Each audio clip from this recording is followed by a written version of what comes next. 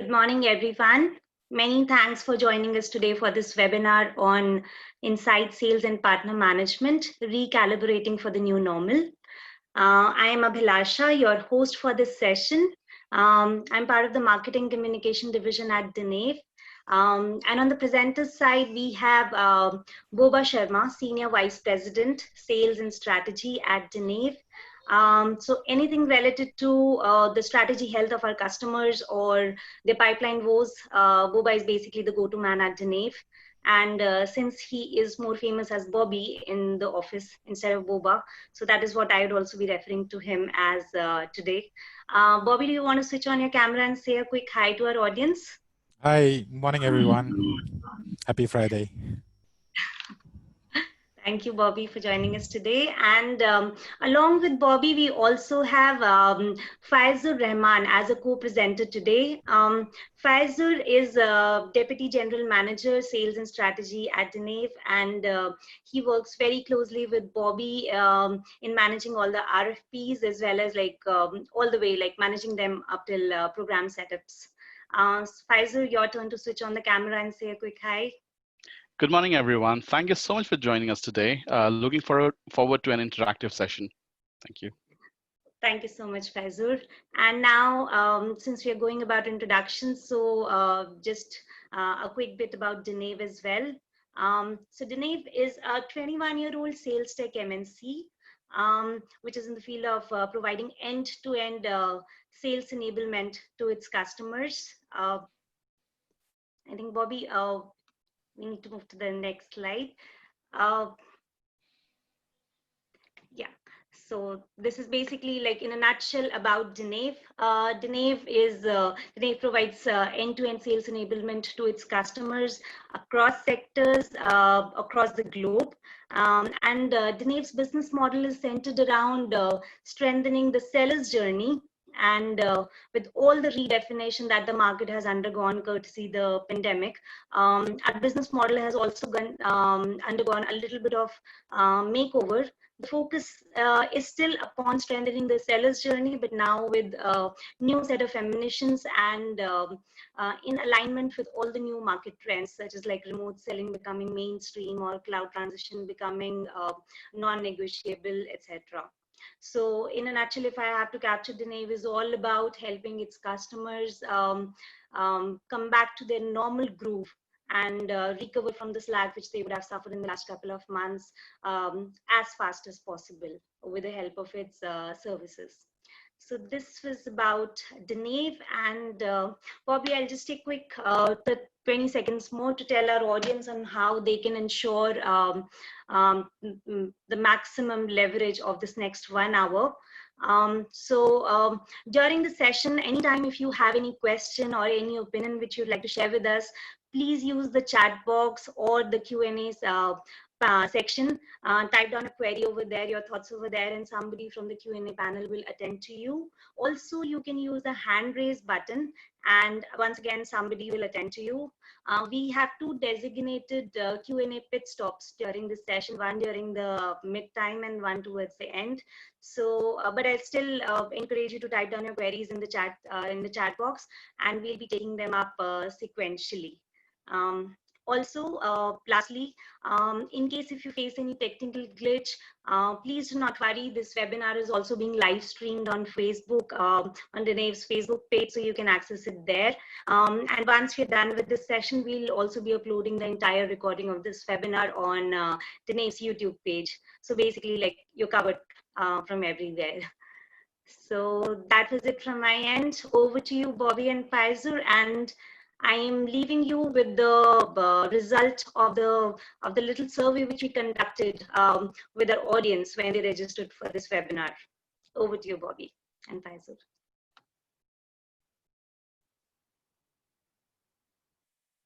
Bobby, I guess you're speaking on mute. Second. Yes, sorry.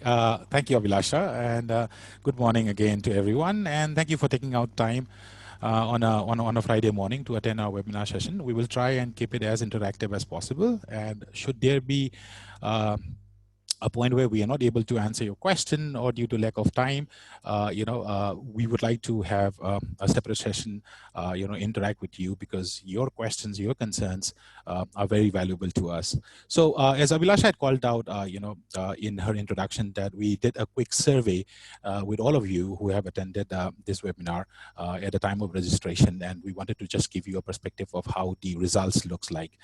So the first one is, when we talk about, do you think remote partner management and better sales insights, better insight sales can resolve your challenges? 83% of you felt that, that is the key. The second one was, on your left side of the screen, which of the following are the top challenges faced by your organization in a partner or an inside sales management? Because partner management is important, inside sales is important, they are cohesive, and they need to stitch together. 78% of you felt that the leads generated through inside sales are not being fulfilled by partner. That has become like a daily story for you and for us, for a vendor like Denave, who has been running this business for last so many years, and from a sales and marketing perspective as well. We do hear that a lot, and we will try and cover that in this webinar. The third one is, how important does a partner, or is a partner management or inside sales, play a part in your company's sales acceleration process or the entire marketing and sales gimmick? So here, it's a whopping 92% of you who are attending this webinar have given us a result that it is so very important that 92% of you feel that there needs to be a part of the integral strategy when it comes to sales and marketing. So we will try and cover all these points as we move forward. But right now, just snippets of what you have said, and we wanted to present this in front of all of you. We will quickly move on to the main agenda of the webinar, and just as we said that, please start typing your questions if you have any question, and we will try and answer that within this webinar. If not, then we'll take it up later. So plugging the gaps, some of the key challenges when it comes to the topic related to this webinar today, which is inside sales and remote partner management. So when it comes to inside sales, the first challenge that we hear all the time, and we as a vendor also faced this problem probably about a couple of years back, and we have driven through this and have developed solutions around it, is leads or database. Where is my next probable customer? That's a question that everybody asks, and that's a valid question as well, because you talk about contactability, you talk about your propensable customers, you talk about prioritizing a set of customers. That all falls under database, and which is such an important part, and that's one of the key challenges that everybody is calling out. Moving to the second one, in terms of the pitch, what is it that your sellers are going to speak to the customer? Let's remember that the first, and we all know that, when you connect to a right party contact, the first couple of minutes are so very important that what you tell the customer is going to decide on whether the customer is going to stay and listen to you for the next 5 minutes or 10 minutes. It's not a feature, advantage, or a benefit selling anymore. We have evolved in this marketing world. We have evolved in the sales industry. There needs to be a lot more. So that's one of the challenges that we hear you, and we have also called out. The third point is limited productivity and sales funnel. When a lot of people say that, hey, there is not enough productivity coming in, I expect the pipeline of, let's say, $500,000, but what I get is only 100K, how does it work? Because I would like to look at a 2X or a 3X or a 4X pipeline in order to meet my sales number. We hear that that's one of the challenges. Point number 4 is the quality of opportunity. In the inside sales world or in the telemarketing world, all that we have been hearing is band qualified lead. Is a band qualified lead good enough for you to be closing that sales? Probably there is more, and we will talk about it a little later. That's one of the key challenges that we have been hearing. Last but not the least, under inside sales, some of the key challenges is closing the last mile. I think that everybody will agree on this forum, that once an opportunity or a lead is generated by the marketing team or by a tele team or an inside sales team or a demand generation team, the moment it gets passed to a partner, whether those leads or opportunities are being closed or is somebody even tracking on it, basically dropping the ball. This is one of the key, probably in the last 2 to 3 years of my experience with dealing with multiple customers, is this is where the entire crux of the project is, or the campaign or the program is. We'll quickly move into partner management, remote partner management, and look at see some key challenges. Opportunity handover. one of the key challenges in terms of, I have a qualified opportunity. What is a robust handover process to ensure that I'm able to track it seamlessly? Number two, the progress tracking. Okay. Now there is an opportunity which has been qualified, and just for everybody's familiarity, let's say it's a band qualified opportunity, so that we are all able to correlate, what I'm referring to. A band qualified lead, which is probably at about 20% sales stage. How are you progressing the tracking? How are you tracking the progress to a 40%, to a 60%, to a 80%? Is the customer has a quote being sent to the customer? Is the customer on a negotiation table? Are you ready to do a POC? Is the customer asking for a POC? That progress tracking becomes very important, and we have been hearing that some of the key challenges lies there. The third point is the right partner at the right place. And when we talk about right partner at the right place, it is just not about location.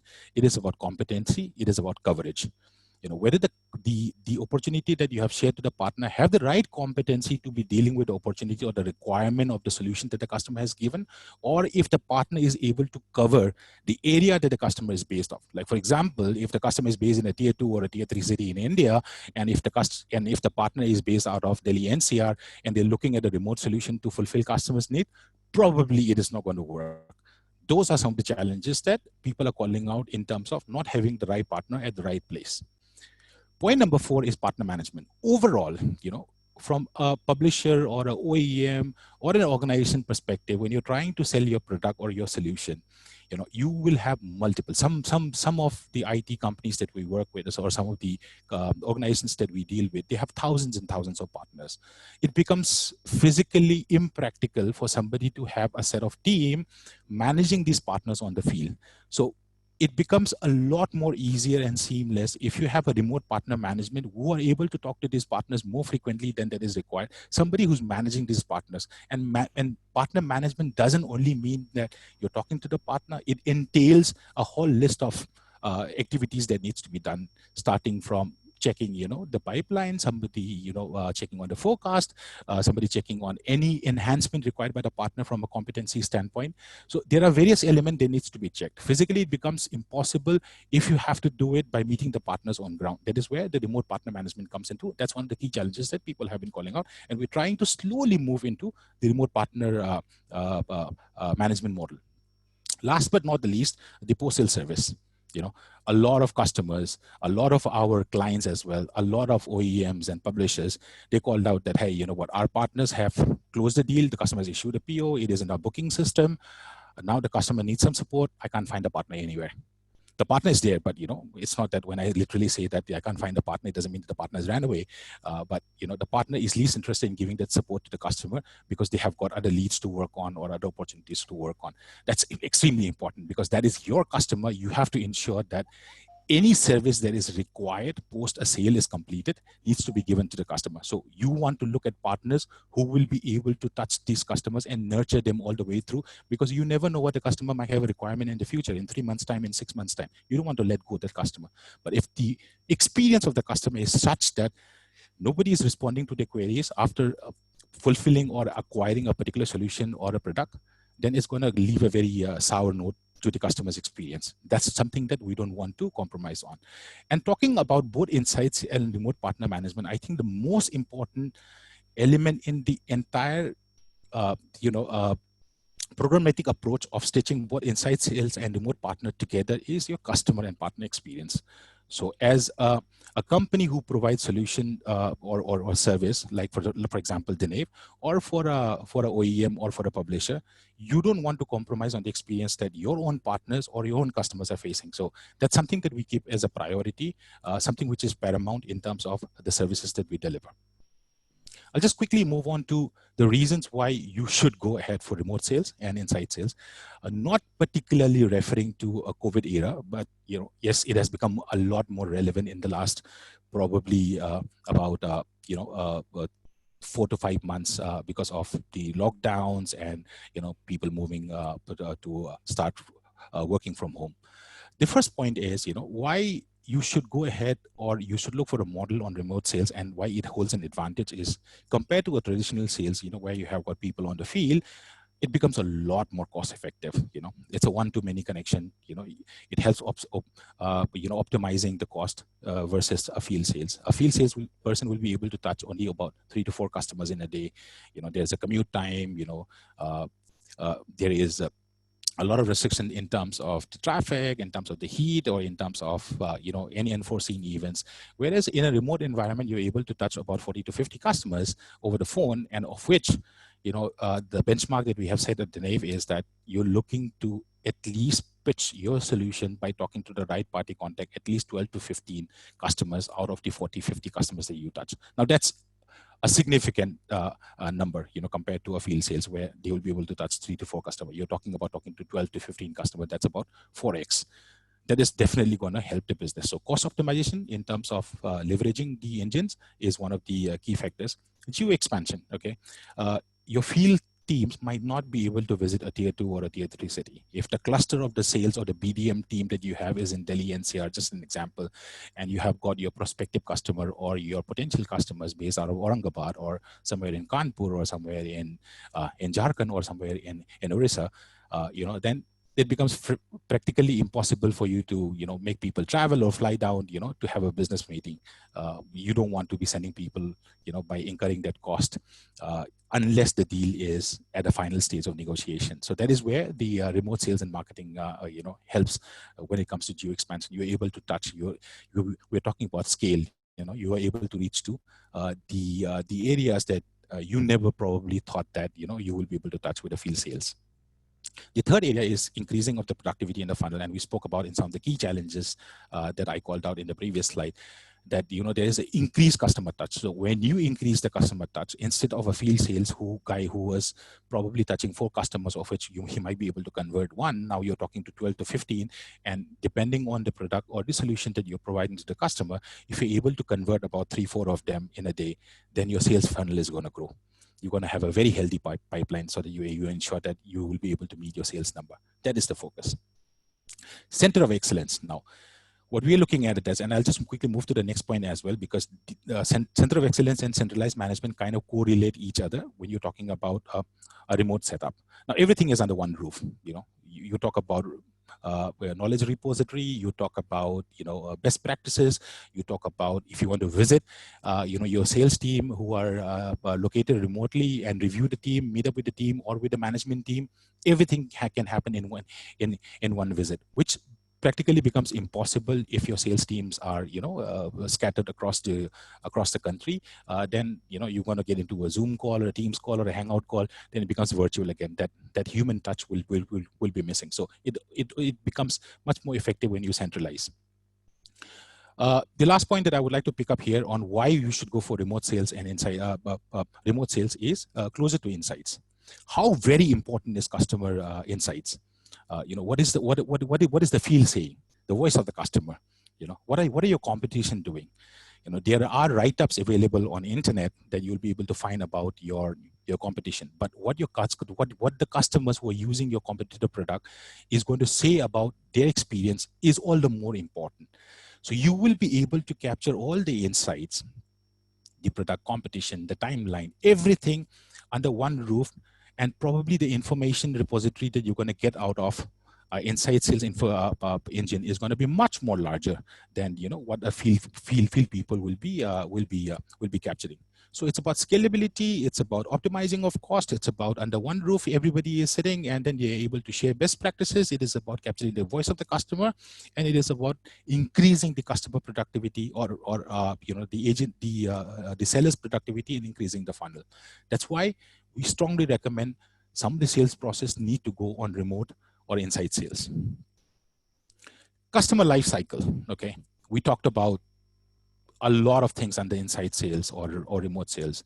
What some of us miss out is the importance of understanding a customer life cycle. And customer life cycle, some people feel that a customer life cycle is okay. I've generated a band qualified lead, and then the progress post that becomes a customer life cycle. No, it is not.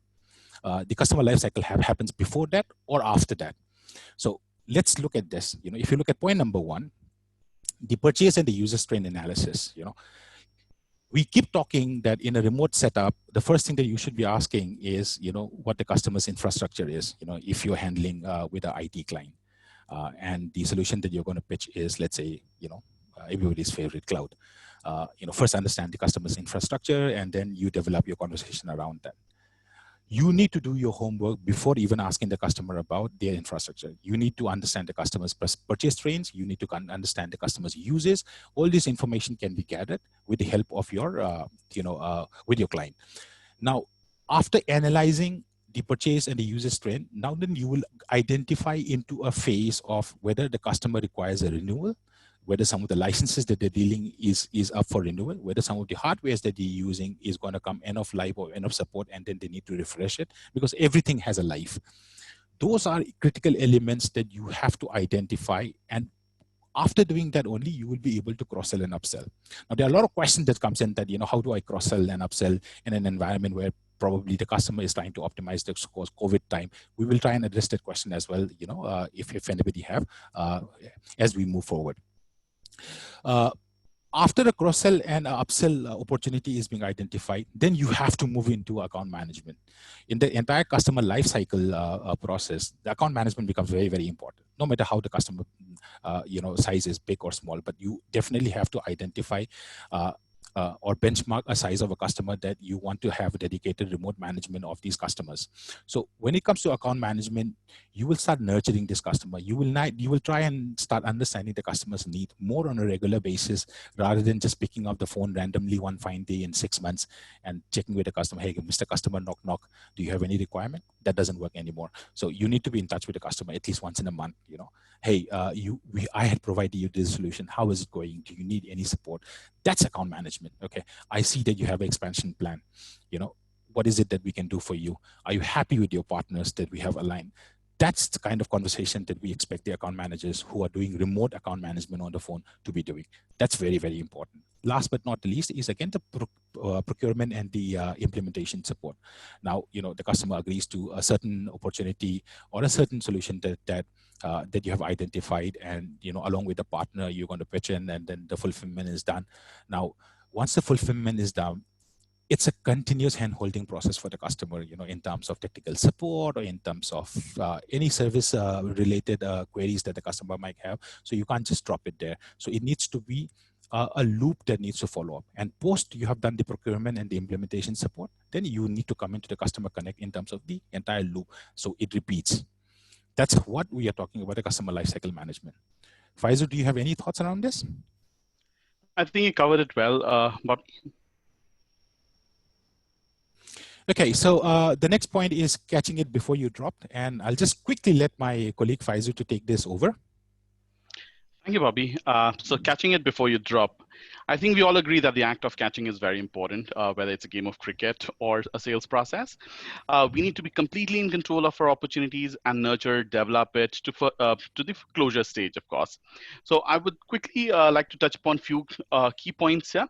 One of the key elements that we tend to miss or unknowingly ignore is the right time to connect with partners. Okay, basis the kind of solution that you're offering or the sales cycle and your ecosystem, you need to gauge what is the best time that you want to introduce your partner. So for few products, it might be very early during the course, or it might be right wherein you have nurtured an account, spoke to the key decision maker, you have got an agreement, you have finalized the BOM, and then you actually go back and hand it over to the partner and introduce them. Next, we move on to the how part. So how do you want to actually go back and hand over? What is the most effective way that you want to actually go back and hand over the leads or the opportunities to your partner? One of the most effective way that we have seen and experienced is a three-way tele or an email process, wherein you introduce your partner along with the sales and marketing team being there, along with the with your customer, and handing over with a detailed insight to your current engagement, so that the same motivation, the same engagement zeal can be carried forwarded by the partner. The next one we would want to call out is the collaboration between both the teams. So a clear definition of the KPIs is very important. The sales team needs to understand that their work do not stop once lead or the opportunity is handed over to the partner. They need to carry on the follow-up, nurture the accounts along with the partner, help them in POCs or demos if required, and go back and close the deal together, because end of the day, the KPI is revenue. Uh, Next one, which is one of the most important things, and we'll talk more in detail, is the close tracking and monitoring. So we have, Bobby has called out the 5 key challenges that we have listed down for the partner management perspective. We will be covering this up, and we have an in-house tool called the PRM, which is Partner Relationship Management Tool. We'll talk in detail because we have a slide, a separate slide on for that topic, and I'll be touching that upon later. The last point that we would want to call out is maintaining the customer experience. So yeah, as rightly said by Bobby, maintaining the customer experience is very important, because that is where you will get your repeat or your loyal customers coming back to you every now and then. So yeah, that is very, very important, and we cannot ignore that too. So that's all for now. Over to you, Bobby. Thank you, Faisal. Very well said. We need to ensure that we catch it before it gets dropped. Just give me a second. Just move on to the next slide. Having some challenges in moving the slide.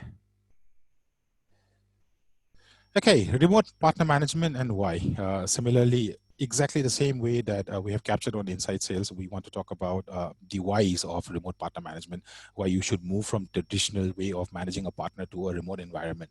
Cost, okay, very, very important.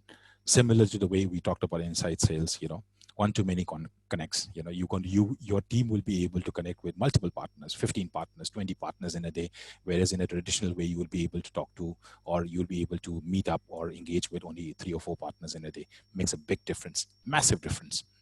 Second is, again, related to what I was just saying, that partner connect, scalability. You're able to speak to partners even at, who are located remotely as well. Extremely important. Partner development, competency, we all know that, and we have experience during the COVID era, and I love giving this example, is that the doctors and the lawyers, they need to constantly keep on enhancing their skills and knowledge. Nobody thought about COVID probably before January. Then suddenly, we are all impacted by COVID, and the doctors are trying to figure out, what is the solution to it. And we have had a good progress in the last 6 to 7 months. That means that they need to study a lot, they need to read up a lot, they need to, connect with more people to understand. Similarly, when you are dealing with customers, when you're dealing with technology, there's a constant evolvement of, the support that is required. So similarly, your partner needs to be developed time and again. It's not that, hey, I have onboarded a partner and then I just let him sell my stuff. No, it doesn't work like that. There needs to be probably a quarterly or a half yearly, enhancement or a development that is required by the partner, and the service should be given by you. And we want to extend the help in terms of, how do you remotely develop these partners? Extremely important, I guess, in terms of mapping their competency and enhancing by giving them the right training. Technology driven in today's world, where our partners are always on the move. What kind of support are you doing? It's not just using a CRM, which is going to help the partner, or the BDMs, which are on the field. You need to have them technically enabled, tools and systems available with them. Like if they're able to access their the entire sales funnel on a mobile, and then they're able to access it on the move, that makes life much more easier. Are you able to connect with them virtually? Should there be any support that the partner requires? Those are the questions that we need to answer, and it becomes very, very imperative, when you are trying to enhance or upskill or give a support to a partner. Effective tracking. This is what we spoke about, and there's a comprehensive slide that will follow up probably around the end of the webinar in terms of the effective ways of tracking your opportunities, because that's the asset of the entire project or the campaign that you will be driving. And last but not least is the support that your partners need. You will be able to start giving support to these partners should there be any requirement that they need to connect with you off hours. You can have a chat solution, you can have a telephony solution, or you can have an email solution where the partner can raise a ticket and you'll be able to answer it by giving a turnaround time or a defined SLA, let's say 24 working hours, something like that. So that becomes very, very imminent when you set up a remote partner management, and those are the whys that we want to call out here. Quickly moving, similarly to the customer life cycle that we've spoken about, even for the partner ecosystem, you need to understand the life cycle. And this works a little differently than how a customer life cycle would work. You know, when we talk about partner life cycle, it's about partner acquisition onboarding. It's about enabling those partners. It is about activation. It is about the support and the feedback mechanism. When you talk about acquisition, you will have a huge set of database of partners, the universal partner database. You know, you need to understand that which partner is going to fit my bill, who will be able to provide the solution that I'm looking at, who will be able to touch my customer base, because your customer base is going to be spread out across the country. So that activity can be done remotely in terms of acquisition and onboarding by reaching out to the right partner, and that assessment of competency or their willingness to participate in a particular workshop or in a particular webinar, or whether they want to enroll. Those activities can be done remotely. And when it comes to partner enablement, now let's say that the partner is interested to be a part of your ecosystem, then it comes to enablement in the form of getting them trained, getting them certified, extremely important. And also in terms of giving them the marketing support. Now you have enabled or you have onboarded a partner, or you have enabled a partner, but you're not giving the kind of support that the partner is looking at, then it's going to break. The relationship is going to break, because the partners will constantly need leads or opportunities that they can fill in their funnel. So in the form of marketing support, like demand generations or digital marketing, is always going to help the partner feed in that. So that becomes important element when it comes to the partner enablement process. Then partner activation. Now you have acquired the customer, you have enabled the customer, you have acquired the partner, you have enabled the partner. Now, if the partner is not transacting, then it's not going to add any value to the dollars that you have spent. So the partners needs to start activating. That means the partner needs to start selling your solution or product, or the partner needs to start getting in the dollars for you.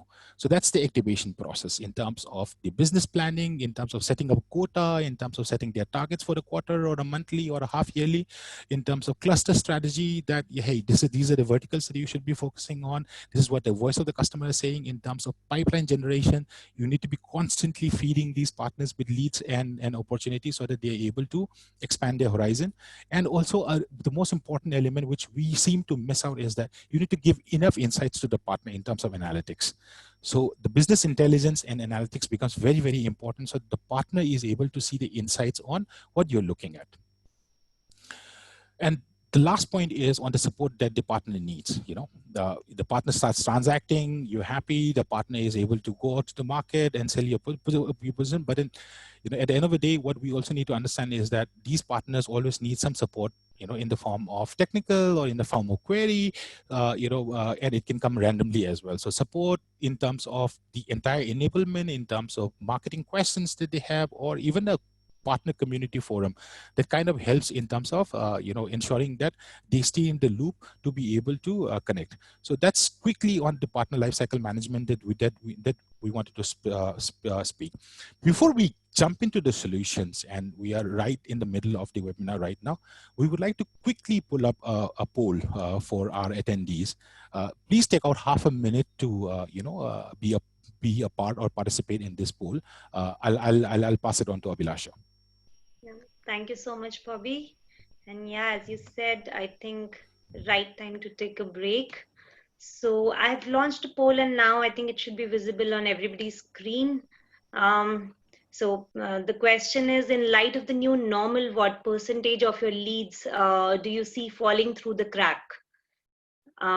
It's quite a hard-hitting question, but I think we need to answer the hard questions in order to get the right answers.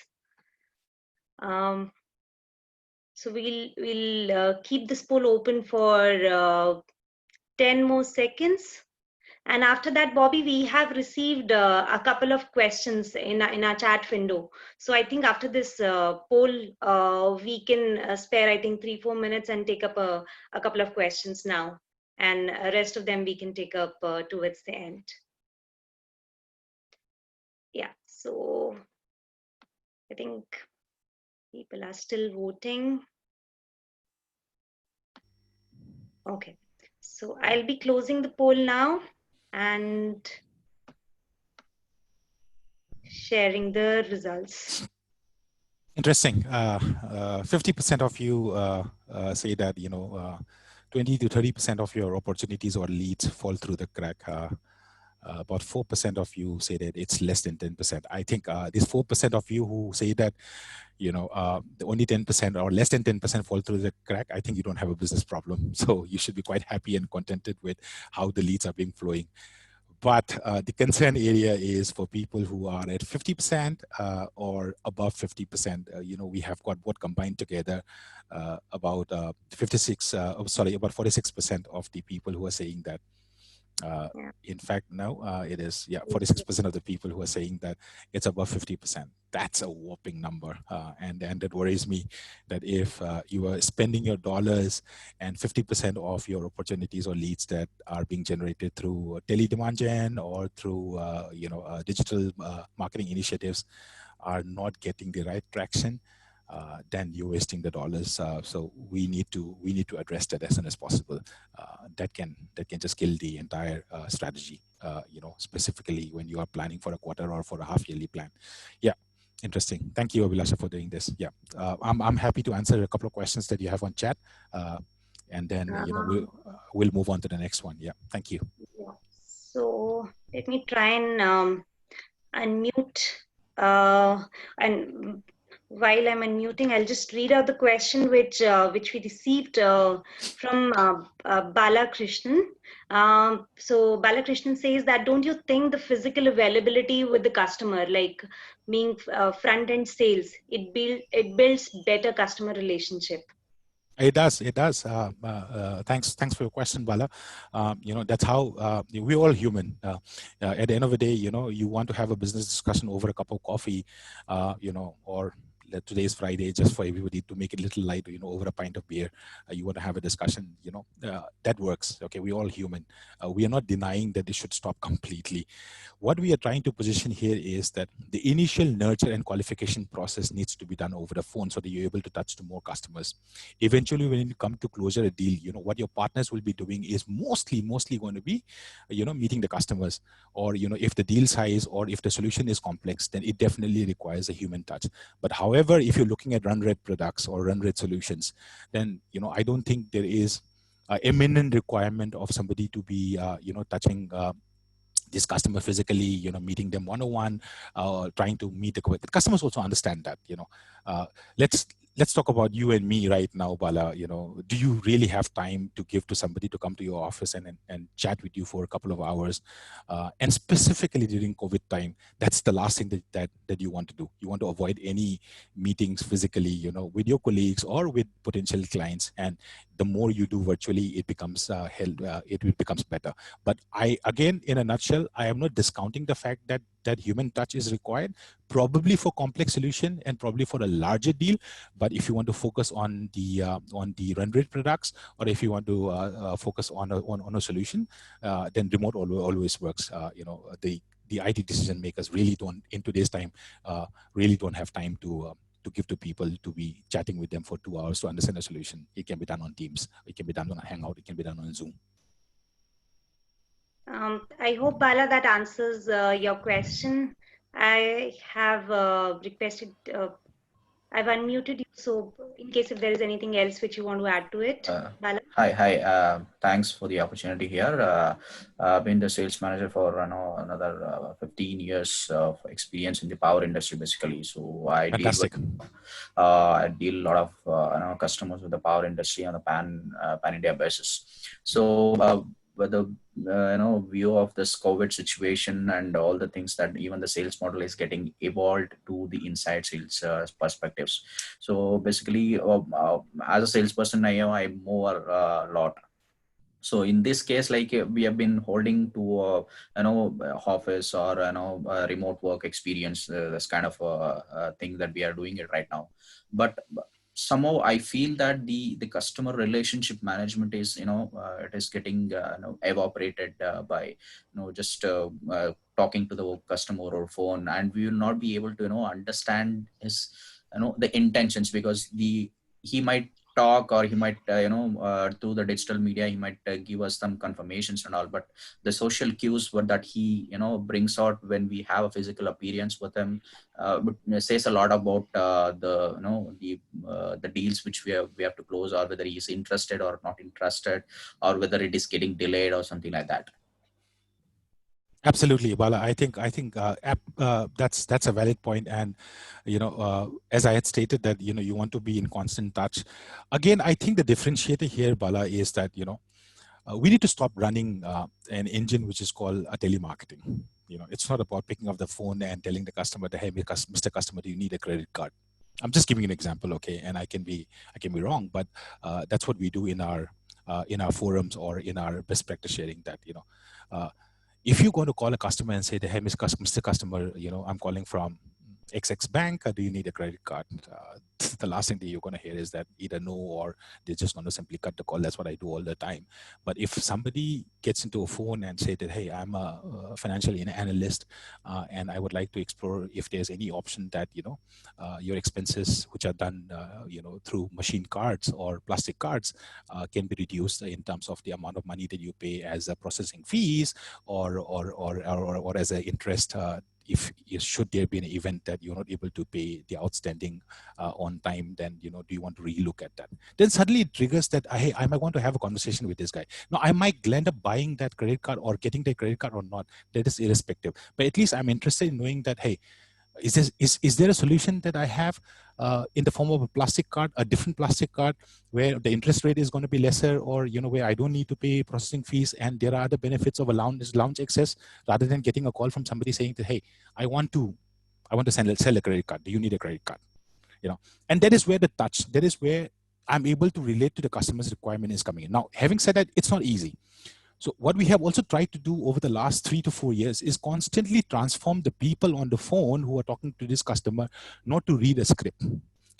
In telemarketing, all that you do is, you hire a bunch of people, you train them, and you give them a sheet saying that refer to this. If the customer says this, then you answer this. If the customer says that, then you answer that. It will not work. Although you're talking to a customer over the phone, that is not going to have the connect that you want. That is why we never give a script to our guys. It's always a call guide. A guide that will help you to show the direction, but eventually when you're trying to sell something, it needs to come out into a flow that you're comfortable with, because the customer's query will be different. The way you have to deal with different customers will be different. Now, today, if I'm talking to a customer who has a different requirement, will I be following the same script that I have been following for donkey years? No, it can't be. But again, if the customer goes ahead and procure the solution, Bala, that you have, since you're in the power plant, and it'll be a massive deal for you. Some of these customers can go into lakhs and lakhs of rupees. Once the customer has established the requirement, I think for a solution like power, you need to have that conversation.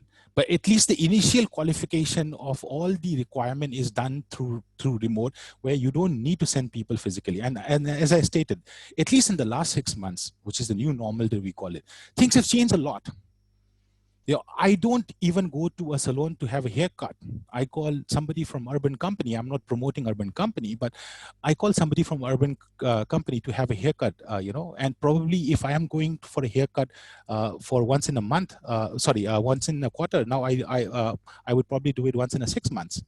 So priorities are changing. Customers understand that, hey, during this hard time, this is the best way to put it. And I can personally tell you that I had a couple of potential clients who had fixed meetings in Gurgaon. I live in Noida, and and I was pushing for physical meetings. Customers said, let's do a webinar, let's do a Zoom call, or let's do a Teams call. We're comfortable with that.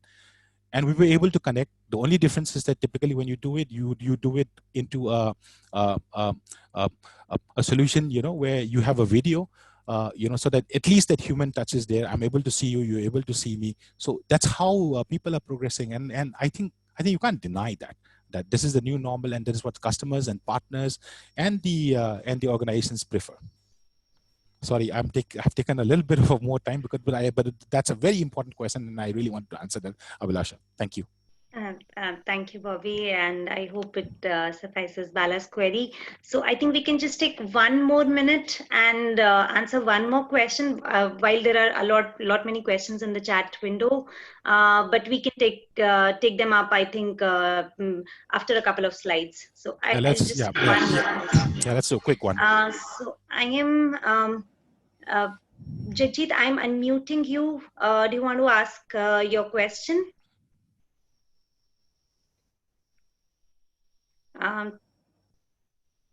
Jagjeet, I've unmuted you. You can ask I think you're self-muted right now. Anyways, Bobby, I think in fact. Are you able to hear my voice? Now we can. Thank you. Okay, thank you. Look, I've been into sales of capital goods, construction equipment, CNC machines, VMC machines to the automotive, aerospace and all. And we consult for about 5 companies, different products. So this has changed things. Now everything was being sold through relationship managers, one-to-one relationship sales, understanding the customer needs, understanding the customer specs, that what is that he's wanting, what component, what composition of component, what is the application, all those things. Now, all those things have changed. Now, what are those maybe 3, 4, 5 steps you would suggest? Of course, I have my own thoughts, but I would hear it from you, sir, that what are your thoughts, that what are the things which one needs to do to kind of to take steps forward and kind of recapture the lost ground. And one of the things which has happened is because anybody who was a leader or anybody who was a follower, second, third, fourth rung position, because of this COVID situation, everybody's come on ground zero. So there is no leader at all. So this is a fantastic opportunity for people to recalibrate themselves and take up the leader positions in the next maybe couple of years. Absolutely. Sorry, I didn't get your name. I want to refer. My name is Jagjeet. Jagjeet, okay, a fantastic question. I think quite relevant as well. And I'll try and answer your question. And if not, then I will be happy to connect with you probably for about 30 minutes, probably on Monday or day, because that's very interesting. And I'll relate to some of the points that you're saying. Today morning, I was in a RFP discussion with my colleague in Singapore. And we were just finalizing on pricing for a massive RFP that we were working on. And the Singapore government has announced that the retail industry has gone 2 decades behind. The travel and the tourism and the aviation industry or the hospitality industry has gone behind 4 decades. You're talking about 40 years, which practically means that for you to cover the lost ground in the retail industry, it's probably going to take another 2 more decades, which is going to be 20 years, or in the aviation industry, another 40 years. Let's say that, with an enhancement you bring in with a different solution and you get the right people, right technology, it might not take 40 years. But can you fix it in the next couple of years? It is not going to happen because enough of a dent has been imposed into the system, into the ecosystem by the COVID-19 impact that we have all seen. And coming back to the solution that you were talking about, or the products that you deal with, we have just signed, and for all confidentiality sake, I can't disclose the name of the client, but this is interesting, and that is why I said that I want to relate this more with your query. Who would have thought? Okay, that somebody who manufactures heavy equipment, and when I say heavy equipment, we are talking about earth movers. Earth mover companies, those Caterpillars, and those in India, you have JCBs, and you got Hitachis, and those those massive machines. Who would have thought would reach out to Denave to run an inside sales so that they can fix up the last meeting for potential customers? And we've just picked up a project in Canada. which we will be delivering out of our UK office, because I look after the global sales and strategy, and I was a part of the discussion. And we're going live on 1st of September, Jagjit. That's very interesting. I mean, at least in my career of running inside sales for so long, mostly predominantly we run inside sales with IT or telcos. We never thought that, you know, earth moving equipment would ask for an inside sales so that we can nurture and mature the opportunity, so that their field team can only go to meet the customer when they are ready to sign. So I think your solution is also very similar to what we are talking about, you know, in terms of machinery, in terms of automotive parts, and, you know, whatever. I would like to understand that a little bit more. But coming back to your question of, you know, what are the 5 things? I might not be able to call out all the 5 things, but the most important thing when you're not able to visit the customers, or customers are not able to visit you, or your partners are not able to visit customers to sell, is that you need to have that first very important composition, which is called, do you have the right customer? Who is going to be your next probable customer? Where is my next customer? If you have the data, then you can successfully run an inside sales. If you do not have the data, then there is where our expertise will quickly go through in a couple of slides later of how do we acquire a technologically driven, acquisition of data, depending on the requirement that you would have. Once you have that data, that you have a cluster of potential customers that you have, then you do a propensity analysis and you do a prioritization based on that. And these are done through algorithms, and these are done through science, because I don't want to be giving an inside sales 10,000 accounts and say, call 10,000 accounts, and find me my next customer. That is not going to work. Everybody will be just shooting in the dark and saying that, hey, let me do a pray and spray. Spray and pray that, something comes up. No, that is not going to work. So database, you need to have a categorization of the database into a more robust process. You need to have competent people talking about your solution, not just an inside sales agent picking up the phone and doing 100 calls a day. No. For the kind of solution that you're looking at, probably you need somebody who can talk to fruitful 5 to 6 customers in a day, probably spend 30 minutes explaining the solution to the customer, not just, light touching each and every customer and saying that, hey, I have made 100 calls a day. That is not going to work. And the third thing is, on any opportunity that you identify, if you can follow up with a case study or a POC. They're very, very important for the kind of solution that you're looking for. Case studies and POCs are so very important. And if you have got more customers, then it can be done digitally as well. So the customers have an experience of what my competitor is using. If your solution, if you want to pitch it to somebody, we target what the competitors are using, so that the customer feel the pain that, am I behind than my competitors that they have started using this solution, but I am not using.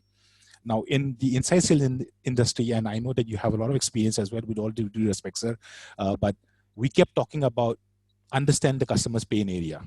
We don't talk about in Denave anymore, understanding the customer's pain area. We create pain to the customer.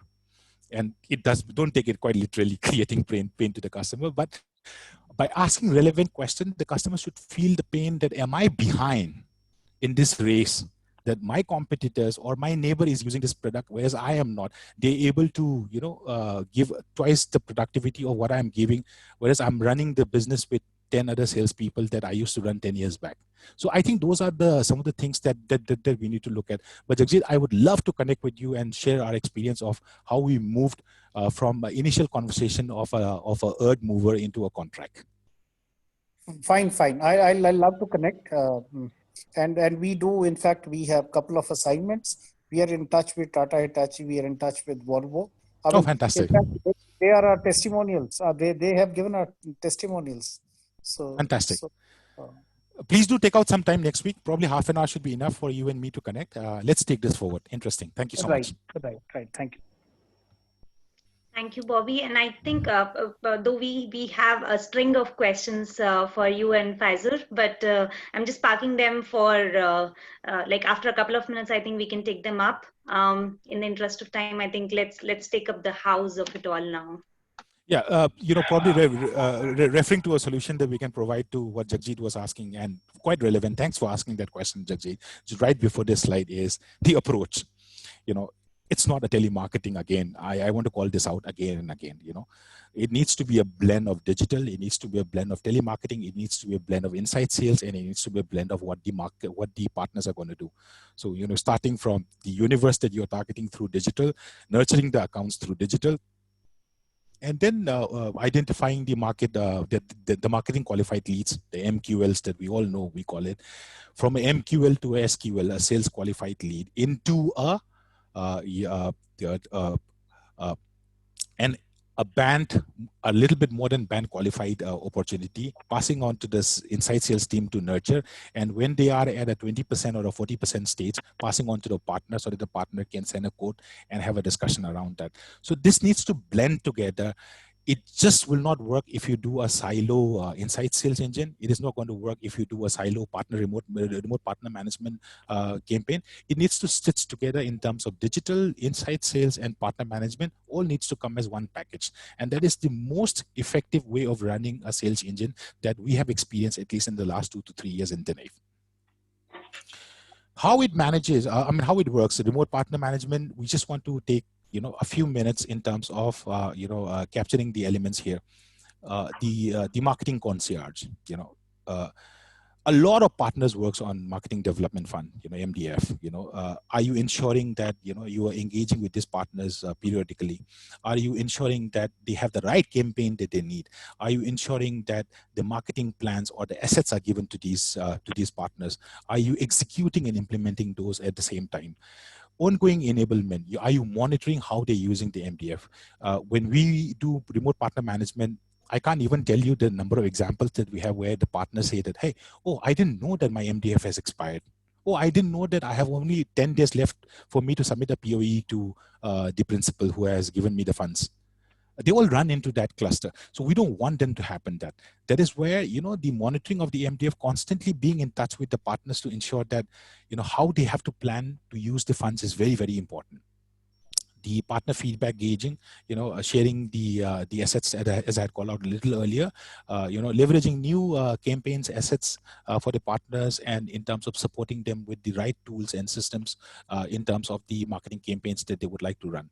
Business management, setting sales quota, very, very important element again.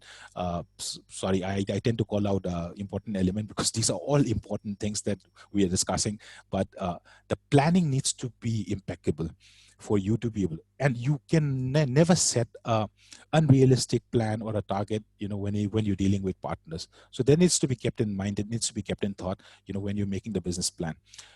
Trainings and certification, as I had called out the example of doctors during COVID time, they need to be constantly upskilled, constantly, upgraded in terms of the changes that is required by the market.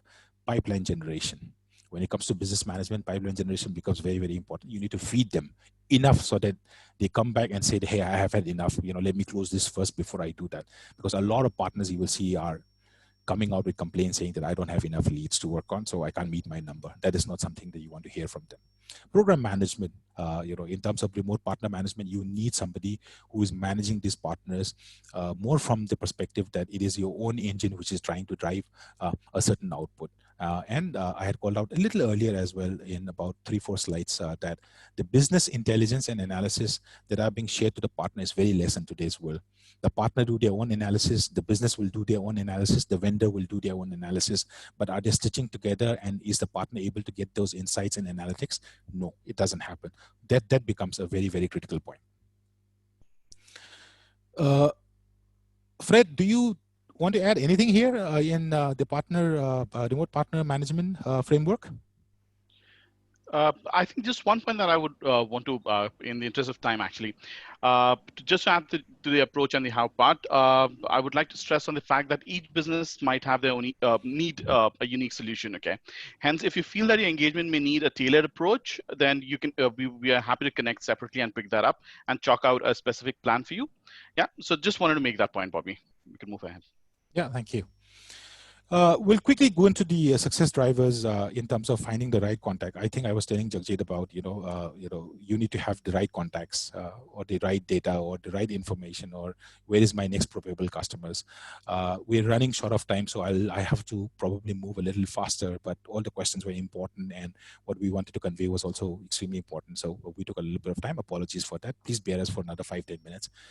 Web mining. We all know that, we mine the web to get information, but Denave do it not in the traditional style. We have technology leverage, bots who are doing this data profiling, web mining, and contact profiling. And contact profiling, it's just not, you're trying to fetch a phone number or a right party contact. It is also about looking into the system about the seniority of that person that you're looking at. Like, for example, let's say within Denave, if our bots are able to 5 contacts and one of them is Bobby, and that is me, they will also try to find who is my reporting manager or who is my direct reportee, in this case, Pfizer.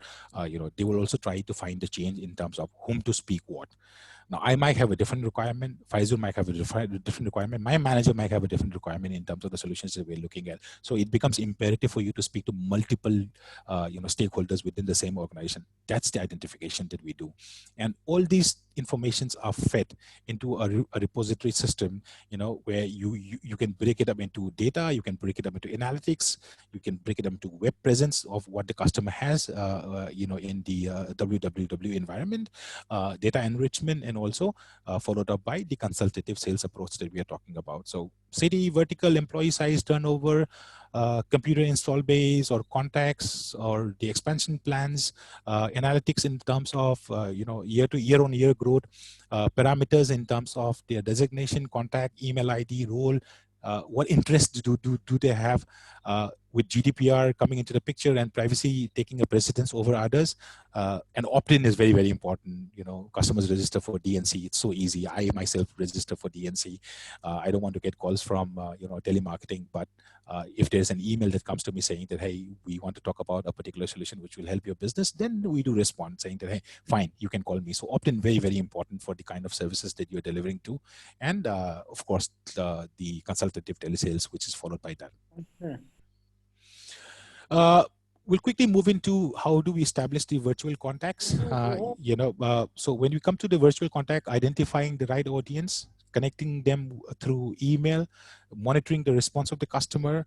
And when you try and connect to the email, I think the most progressive way of connecting to the customer over an email is sharing white papers, collateral, bespokes, and then, if possible, a landing page where, you can have a bit of an interaction with the customer in terms of a short survey that you can do, monitor their response, and follow up with tele.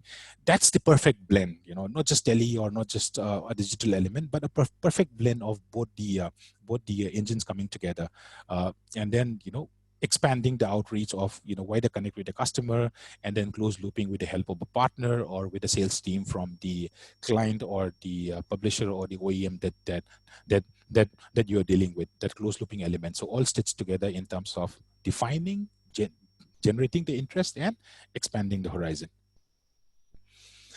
I'll quickly pass this last slide to my colleague Pfizer before we take up our questions. And this is the also important tool that we have been talking about. We have used this tool extensively in the Asia Pacific market, and we have got a lot of positive feedback on how do we use this tool to manage your partners. Over to you, Pfizer. Thank you. Thank you so much, Bobby. So we have reached the last part of a session, which is the solution to the partner management challenges that we called out. So with years of experience and learnings that we had through various engagements, programs, verticals, customer types that we have dealt with within Denave, we realized that there is a definite need of an end-to-end opportunity or a partner management tool. Hence, we came up with our in-house tool, which is called the PRM, Partner Relationship Management Tool, which helps opportunities and help us manage opportunities and partners. That helps in tracking the opti maturity, measuring partner performance, and has a definite impact to the ROI. Some of the key features that I would want to call out today is one, that it brings your marketing and the sales team and your partners on one single platform. So with this tool, first the sales team or the marketing team actually registers an opportunity, captures all the key elements of the opportunity, and passes that on to the partner. Partner takes it forward, and both the team can work simultaneously on the same opportunity and drive it to closure. So the key is collaboration, of course.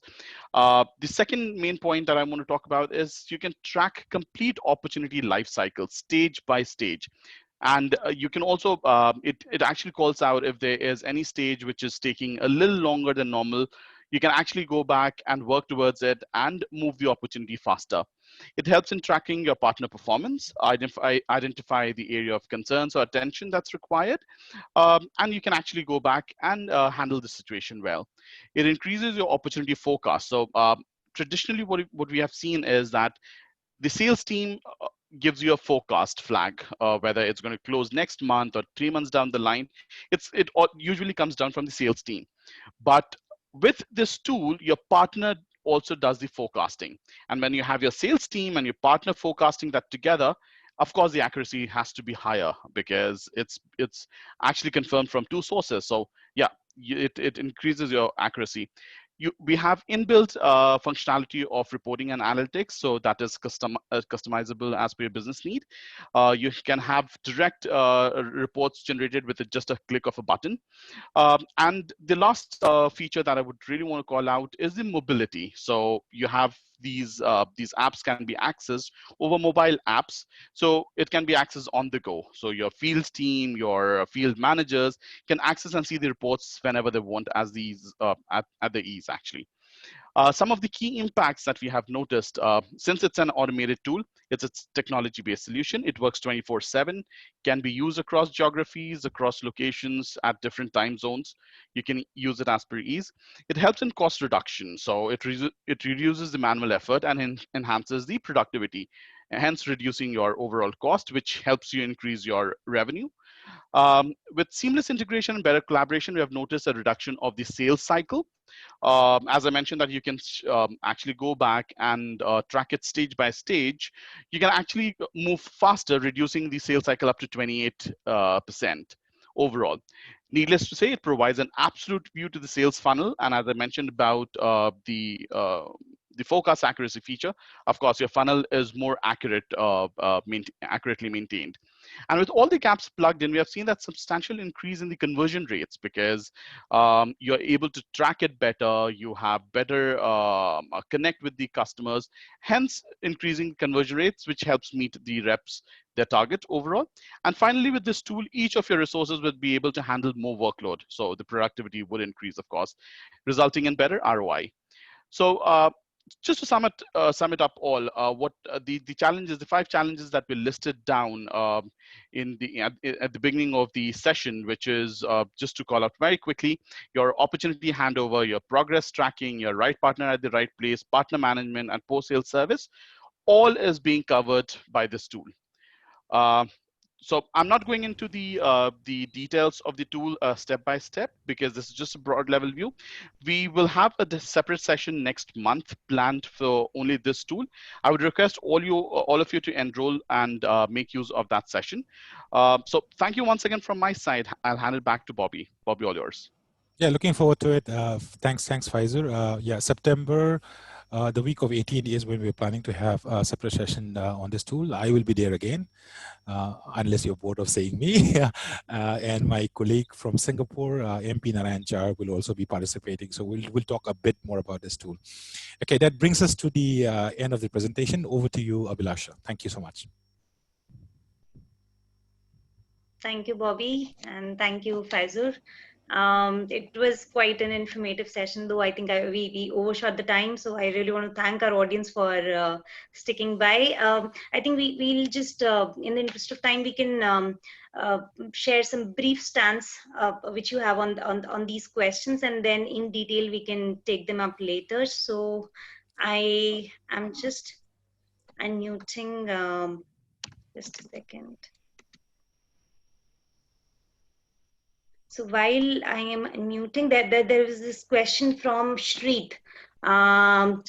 He's asking how to track the sales remotely after moving from a face-to-face process to an online process.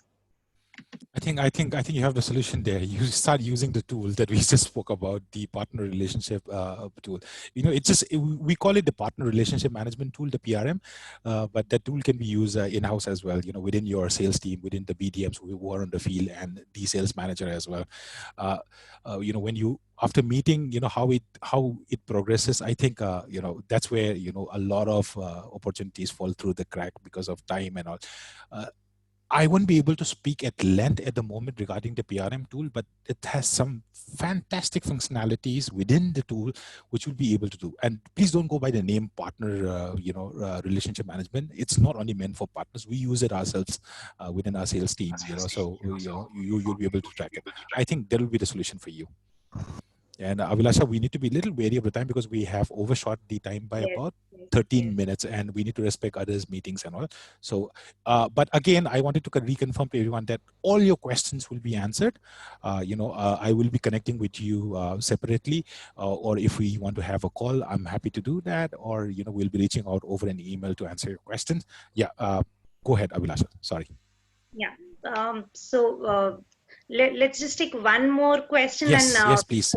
Briefly, we can respond to it, and then we can call it a wrap. So Girish, you can unmute yourself now and ask your question. Or I can ask his question on his behalf. So basically, Girish was saying that since relationship is key to converting sales, how effective can inside sales potential be converted by remote partners, especially on the area of performance assessment? I think I've tried to answer that earlier, very, very similar to the question that have come up, but just to reiterate, I think the people who are speaking to your potential customers need to be very different from traditional telemarketing. I think we all have imbibed this thought that this is how a telemarketing sounds like, because we're used to getting that call, as you get up at 9 o'clock as you step into work at 9 o'clock in the morning, the first thing you is, sir, aapko credit card chahiye kya? Do you need a personal loan, and do you need to upgrade your car, or do you need insurance? I think we are so overwhelmed with all those phone calls that we're getting that we have created in our mind that this is how our inside sales or this is how our telemarketing is going to look like. No, I want to assure you that when you're talking about inside sales and a consultative inside sales, it's a lot more than what we hear. It's about ensuring that you build a rapport or relationship with that customer, because you're going to be talking a lot different. And when we also choose the kind of resources that are required to be on the phone as a seller, we're very picky and choosy about the quality of the resources as well, because we want them to speak the right things to the right customers, because at the end of the day, that person who's on the phone is going to represent you as a company. They're not going to represent Denave. They're going to be representing the client that we're working for. Let's say, I'm working for Denave, and I also said, when I call to the customer, I'm going to say that, hey, I'm calling from Denave, or I'm calling on behalf of Denave. The name itself should reflect the kind of conversation that the person should be having. So it's very, very important. They're like a brand ambassador for you on the phone. You need to treat them like your sales managers who are talking to customers on the field, or who are meeting these customers. So that's the kind of quality that we're talking about, not just a telemarketing. But again, that's a debate or a conversation or a discussion that we can have for a couple of hours. So I would love to do that. As you might have seen, I love talking. So I would like to talk with you guys. Thanks. Thank you. Thanks a lot. And apologies to our audience, since you're overshooting the time. There are a couple of questions which we might not be able to take up live at the moment, but I assure you we'll be connecting with you offline after this webinar. Shri, your point is also taken in. I've taken a note of it, and we'll connect with you on that.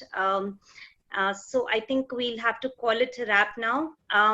So if I have to capture in a nutshell, Bobby and Faizur, you've very aptly captured the redefined process of inside sales as well as partner management, now that remote has become like the keyword in this new normal when we talk about both these things, and the sales acceleration tools which you spoke about. I really hope that our audience has benefited immensely from this session.